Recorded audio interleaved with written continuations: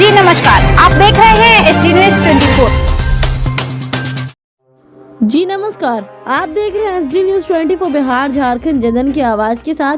राहुल गांधी की सदस्यता जाने पर प्रशांत किशोर का भाजपा पर तंज।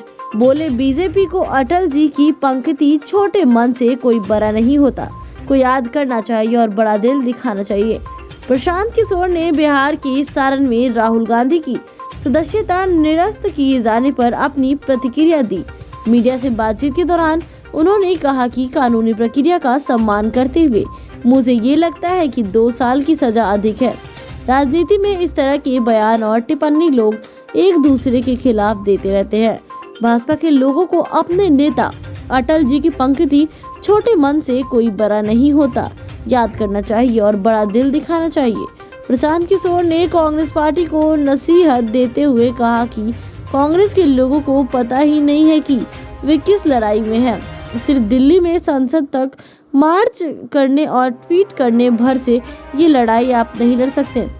ये लड़ाई अगर आपको लड़नी है तो आपको जमीन पर, गांव में, सड़कों पर उतरना पड़ेगा। कल मैं 20 किलोमीटर पैदल चला हूँ। मुझे कांग्रेस का एक कार्यकर्ता नहीं मिला जो राहुल गांधी की सदस्यता पर गांव में लोगों को बता रहा हो कि ये गलत हुआ है। जब तक विपक्षी दलों की लड़ाई चुनावी नतीजों में नहीं दिखेगी, तब तक कोई आपको गंभीरता से नहीं देखेगा। देखिए, मैं कोई कानून का तो विशेषज्ञ नहीं हूं, लेकिन with all due respect to the legal process, जो सजा सुनाई गई है 2 वर्ष की, वो एक्सेसिव मालूम पड़ती है। क्योंकि राजनीति में लोग जब भाषण देते हैं तो वाद विवाद, टीका टिप्पणी, इस तरह के शब्द प्रयोग होते रहते हैं। ये कोई पहली और आखिरी घटना नहीं है। उस पर 2 साल की सजा मुझे ज्यादा दिखती है। दूसरी बात, भाजपा के मित्रों को, समर्थकों को मैं इतना ही कहना चाहूंगा कि आपके ही एक बड़े नेता वाजपेयी जी ने बड़ा अच्छा कहा है कि छोटे मन से कोई बड़ा नहीं होता है। अगर अदालत ने निर्णय दे भी दिया तो सदस्यता को छोड़ दिया जाना चाहिए था। उनको कम से कम इतना अवसर दिया जाना चाहिए था कि वो ऊपरी अदालतों में जाकर इस निर्णय को चुनौती दे। अगर वहां से भी नहीं होता तो अपने आप सदस्यता खत्म हो जाती। कुछ लोग ये भी कह सकते हैं कि भाई हम लोगों ने नहीं सदस्यता खत्म की है तो कानून है। लेकिन फिर वही बात मैं दोहराऊंगा, आप सरकार में हैं, आपको मन बड़ा रखना चाहिए।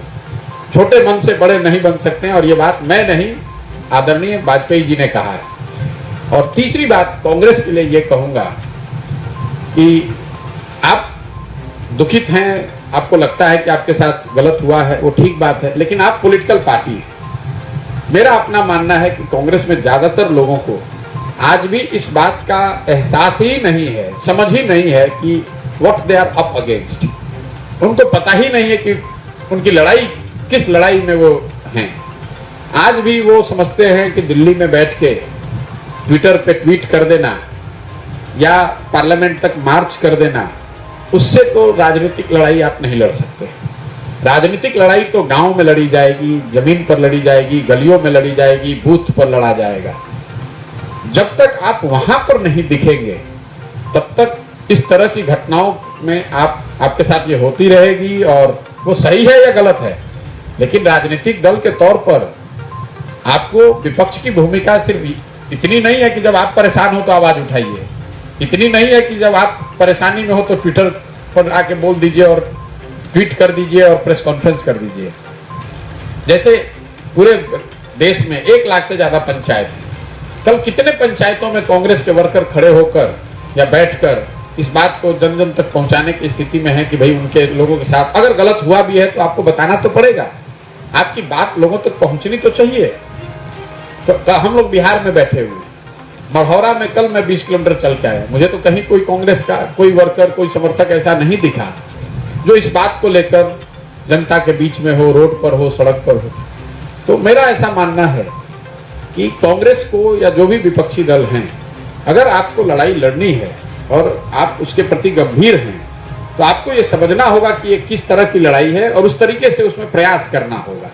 सिर्फ मीडिया के जरिए या सोशल मीडिया के जरिए आप अपनी बात रख सकते हैं, उससे थोड़ा हो हल्ला भी होगा, लेकिन जब तक आप बात गांव तक नहीं पहुंचाएंगे, लोगों को अपने साथ इस मुद्दे पर नहीं जोड़ेंगे और वो चुनाव के रिजल्ट में परिणत नहीं होगा, तब तक आपको कोई गंभीरता से नहीं लेगा। आज ये घटना हुई है, 2 महीने के बाद कर्नाटक में इलेक्शन होगा। अगर कर्नाटक में भाजपा जीत कर आ जाए तो पूरा